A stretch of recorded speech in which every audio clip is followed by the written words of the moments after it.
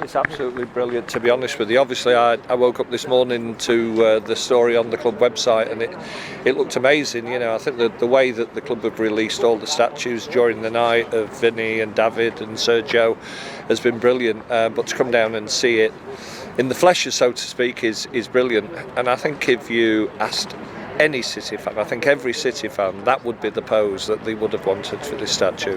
It's absolutely amazing on the anniversary of a brilliant day to see the statue.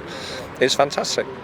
I can't believe 10 years, to be honest with you now. It seems crazy, you know, it sort of seems like it doesn't seem like yesterday, but you know, you probably think it was 2 or 3 years ago, and to think it was 10 years ago and Sergio's not even playing now anymore, I suppose that's a disappointing thing, really, if you think about it. It would have been great for this statue to be around and Sergio still playing, but it's brilliant, and what a great day that was. You know, I mean, I was having a story this morning with Radio Manchester, you know, and they asked me about that day, and I remember at the start of that day thinking, we're playing QPR, it's going to be a nice comfortable 3-0 win. I'd arranged to go around and meet my sons for the inevitable lifting of the trophy before the game.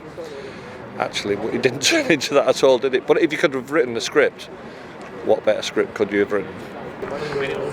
Well, like I say, you couldn't write that, could you? Listen, I sort of left my seat with 2 minutes before full time, so we're losing 2-1, because I still needed to go around and see my sons, and I'm thinking I'm going around to console them now, not to celebrate with them. I got into the Citizens Lounge to drop my lucky coat off, which hadn't worked at that point, and as I looked up at the television, Dzeko scored. And there was one of the hostesses at the table, and I heard her say, "Come on, City, we can still do it." And I'm thinking, you're crazy. And then within, 90 seconds, Sergio had scored. It was bedlam, to be honest with you. It was unbelievable.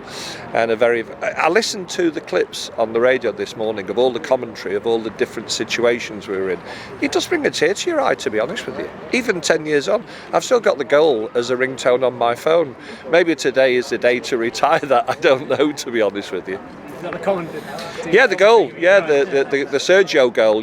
With Martin Tyler. That's the ringtone on my phone. So maybe today is the day to retire it, but probably not. You've relived it every day since. Every time the phone rings, and it's still a special. Never get old. Never gets boring. Right.